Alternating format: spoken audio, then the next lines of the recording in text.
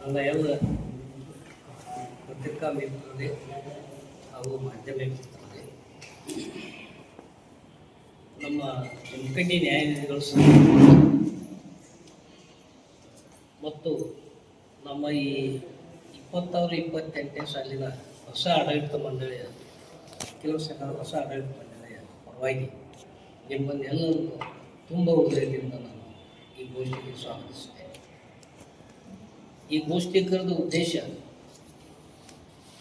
ಈ ಸಲ ಚುನಾವಣೆ ನಿಮಗೆಲ್ಲರಿಗೂ ತಿಳಿದ ಹಾಗೆ ನಾವು ಚುನಾವಣೆ ಪ್ರಕ್ರಿಯೆ ಮಾಡೋದಕ್ಕಿಂತ ಮೊದಲು ನಮ್ಮ ಸಂಘದ ಹಿರಿಯ ಸದಸ್ಯರಾದಂಥ ಶ್ರೀಯುತ NS ಸಿರ್ಲೂರು ವಕೀಲರು ಮತ್ತು JK ಮಠದ ವಕೀಲರು ಹಾಗೂ ಹಳಿಗಳ ವಕೀಲರು ಚುನಾವಣೆ ಬೇಡ ಸಂಘಕ್ಕೆ ಒಂದು ಸಂಧಾನ ಮಾಡುವ ಸಲುವಾಗಿ ಪ್ರಯತ್ನ ಮಾಡಿದರು.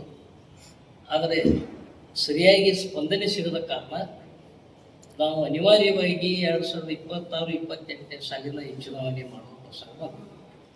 ಹೋದ ಬಾರಿ ಅಧ್ಯಕ್ಷರನ್ನು ಹೊರತುಪಡಿಸಿ ಎಲ್ಲರಿಗೂ ಸಂಧಾನ ಪ್ರಕ್ರಿಯೆಯಿಂದ ಆಯ್ಕೆ ಮಾಡಲಾಗಿತ್ತು. ಕೇವಲ ಅಧ್ಯಕ್ಷರು ಮಾತ್ರ ಚುನಾವಣೆ ನಡೆದರು. ಈ ಕಾರಣ ಈ ಸಲದ ಚುನಾವಣೆ ಒಂದು ಸ್ವಲ್ಪ ತುರುಸಿನ ಚುನಾವಣೆಯಾಗಿದೆ. ಇಡೀ ಜಿಲ್ಲೆಯಲ್ಲಿ ಮತ್ತು ಹೊರಗಿನ ಜಿಲ್ಲೆಯಲ್ಲಿಯೂ ಕೂಡ ನಮ್ಮ ಸಂಘದ ಚುನಾವಣೆ ಸುದ್ದಿ ಮಾಡಿದೆ. ಆದರೆ ಈ ನಮ್ಮ ವಕೀಲರ ಸಂಘದ ಚುನಾವಣೆ ಕೇವಲ ನಮ್ಮ ಸಂಘಕ್ಕೆ ಮಾತ್ರ ಸೀಮಿತವಾಗಿರತಕ್ಕಂಥ ಚುನಾವಣೆ.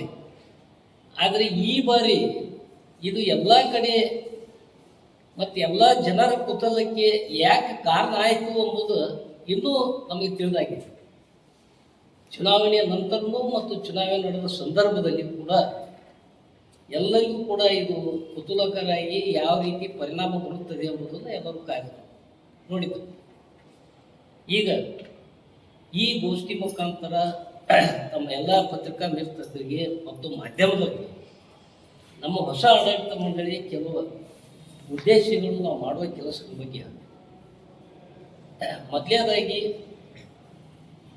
ನಾವು ಈಗ ಈ ಕಟ್ಟಡ ಏನಿದೆ, ಈಗಿದ್ದ ಪರಿಸ್ಥಿತಿ ಕಟ್ಟಡ ಇದು ಅನ್ಫಿಟ್ ಅಂತೇಳಿ ಆಗಿದೆ. ಇದರದ್ದು ನಾವು ಸ್ಥಳಾಂತರ ಮಾಡಿ ಬೇರೆ ಕಡೆ ಕೋರ್ಟ್ ನಡೆಸಿ ಇದೇ ಜಾಗದಲ್ಲಿ ಹೊಸ ಕಟ್ಟಡ ಮಂಜೂರಾಗಿದೆ. ಹೋದ ವರ್ಷದ ಮಂಜೂರಾಗಿದೆ. ಕೆಲವು ಕಾರಣಗಳ ಮುಖಾಂತರ ಅದು ಪ್ರಾರಂಭ ಆಗಿಲ್ಲ. ಆದರೆ ಅದರ ಬಗ್ಗೆ ನಾವು ಪ್ರಯತ್ನ ಮಾಡಿ ಕಟ್ಟಡವನ್ನು ಸ್ಥಳಾಂತರ, ಕೋರ್ಟ್ ಸ್ಥಳಾಂತರ ಎಲ್ಲಿ ಮಾಡಬೇಕು, ಏನು ಮಾಡಬೇಕು ಮತ್ತು ಹೊಸ ಕಟ್ಟಡದ ಬಗ್ಗೆ ನಿರ್ಮಾಣ ಮಾಡಬೇಕು, ಯಾವಾಗ ಏನು ಬಗ್ಗೆ ನಮ್ಮ ಮತ್ತೊಮ್ಮೆ ಪತ್ರಿಕಾಗೋಷ್ಠೀಕರಣ ಬಗ್ಗೆ ಮಾತಾಡ್ತೀವಿ.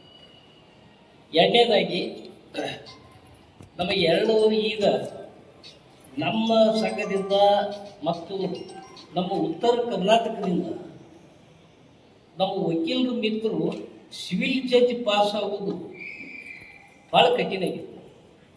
ಹೇಗೆ ಆ ಕಡೆ ಸೈಡ್ ಓಲ್ಡ್ ಮೈಸೂರು ಕಾಯ್ದೆ ದಕ್ಷಿಣ ಕರ್ನಾಟಕಕ್ಕೆ ಹೆಂಗೆ ಸಿವಿಲ್ ಜಡ್ಜ್ ಅಪಾಯಿಂಟ್ಮೆಂಟ್ ಆಗ್ತಾರೆ, ನಮ್ಮ ಸೈಡ್ ಒಂದು ಸ್ವಲ್ಪ ಕಡಿಮೆ ಇದೆ.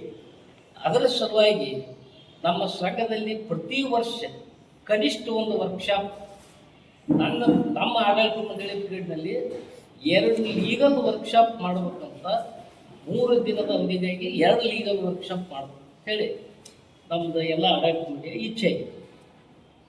ಎರಡನೇದು ನಮ್ಮದು ಲೈಬ್ರರಿ ಸುಧಾರಿಸ್ಬೇಕಾಗಿದೆ.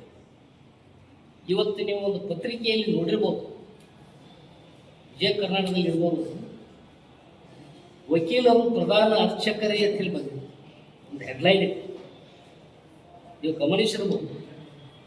ನಮ್ಮ ವಕೀಲರ ಸಂಘ, ದಿಲ್ಲಿ ವಕೀಲರ ಸಂಘದಿಂದ ಒಂದು ಸಾರ್ವಜನಿಕ ಹಿತಾಸಕ್ತಿ ಸುಪ್ರೀಂ ಕೋರ್ಟಿಗೆ ಮಾಡ್ತಾರೆ ವಕೀಲರ ಸಂಘದಿಂದ. ಯಾವ ಕಾರಣಕ್ಕೆ? ಶಬರಿಮಲೆಯೊಳಗೆ ಸ್ತ್ರೀಯರಿಗೆ ಅವಕಾಶ ನಿರ್ಬಂಧ ಇದೆ, ಆ ನಿರ್ಬಂಧವನ್ನು ತೆಗೆದು ಹಾಕಬೇಕು, ಎಲ್ಲರಿಗೂ ಅವಕಾಶ ಕೊಡಬೇಕು ಅಂತೇಳಿ ಒಂದು ಸಾರ್ವಜನಿಕ ಹಿತಾಸಕ್ತಿಯಲ್ಲಿ ವಕೀಲರ ಸಂಘದವ್ರು ಮಾಡ್ತಾರೆ. ಅದಕ್ಕಲ್ಲಿ ಮಾನ್ಯ ಸುಪ್ರೀಂ ಕೋರ್ಟ್ ಮಾನ್ಯ ಗೌರವಾನ್ವಿತ ನ್ಯಾಯಾಧೀಶರು ವಕೀಲರ ಸಂಘದ ಹಿಂಗೆ ತರಾಟೆ ತೆಗೆದುಕೊಂಡಲ್ಲ. ನೀವು ಅದನ್ನು ಗಮನಿಸ್ರಿ. ನಾನು ಅದನ್ನು ವಿಜಯ ಕರ್ನಾಟಕದಾಗ ಬಂದಿದ್ದೆ. ಅದು ತರಾಟೆಗೆ ತೆಗೆದುಕೊಂಡ ವಕೀಲರ ಸಂಘದವ್ರ ಕೆಲಸ ಏನು? ನೀವು ಗ್ರಾಮೀಣ ಮಟ್ಟದಲ್ಲಿ ವಕೀಲರು ಯಾವ ಪ್ರತಿಭೆ ಅದಾವೋ ಅವ್ರನ್ನ ಗುರುತಿಸ್ರಿ, ಅವರಿಗೆ ಅವಕಾಶ ಕೊಡ್ರಿ. ಯಾವ ವಕೀಲರಿಗೆ ಇಂಥವೆಲ್ಲ ಮಾಡ್ಲಿಕ್ಕೆ ಹೋಗ್ಬೇಡ್ರಿ, ಇದಕ್ಕೆಲ್ಲ ಬೇರೆ ಇರ್ತಾರೆ. ವಕೀಲರ ಸಂಘದ ಕೆಲಸ ಅಲ್ಲ ಅಂತೇಳಿ ವಕೀಲರ ಸಂಘಕ್ಕೆ ಹೇಳ್ತಾರೆ.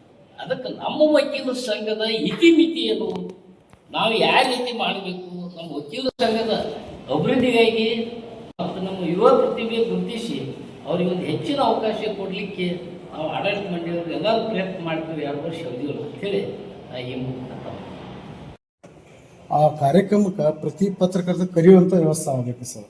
ಈ ಕೆಲವೊಂದು 5 ಪತ್ರಿಕೆಗಳು ಅಷ್ಟೇ ಬರೋದ್ರಿಂದ ಅದು ನಿಮ್ಮ ಪತ್ರಿಕೆ ನೀವು ಮಾಡಿದಂಥ ಸೇವೆ ಆಗಲಿ ಒಂದು ಏನೋ ಒಂದು ಕಾರ್ಯ ಆಗಲಿ ಅದು ಬೆಳಕಿಗೆ ಬರೋದಿಲ್ಲ. 1 ಪತ್ರಿಕೆ ಸೀಮಿತ, 2 ಪತ್ರಿಕೆ ಸೀಮಿತ ಆಗಿಬಿಡ್ತದೆ. ನಿಮಗೆ ಬೇಕಾದವ್ರು ನೀವು ಕರಿಕಿದ್ದ ಸಂಘದ ಅಧ್ಯಕ್ಷರಿಗೆ ಒಂದು ಇಂಟಿಮೇಷನ್ ಮಾಡಿರಿ, ಈಗ ಹೆಂಗೆ ಮಾಡಿದ್ರೆ ನಿಮ್ಮ ಸುದ್ದಿನೇ ಬರ್ತದೆ. ಯಾಕಂದ್ರೆ ಜಡ್ಜ್ ಅವರು ನಮ್ಮ ಪ್ರೈವೇಟಾಗಿ ಕರಿಬೋದು, ಆದ್ರೆ ನೀವು ಸಂಘಟನೆ ಕರೀದ್ರಿಂದ ನಿಮ್ಮ ಹಳ್ಳಿ ಹೆಚ್ಚಬೇಕು.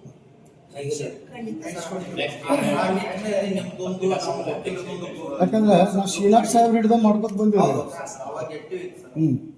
ಆಗಿನಟ್ಟ ಹೋದ ಸಲ ಆಗಲಿಲ್ಲ, ಮತ್ತು ಈಗ ಆಗಲಿಲ್ಲ. ಅದಕ್ಕೆ ಈಗ ಅದೇನು ಸಿಸ್ಟಮ್ ಹೇಳೋದು ನೀವು ಏನು ಯಾವ ಸಿಸ್ಟಮ್ಲಿ ಕರೆದಿ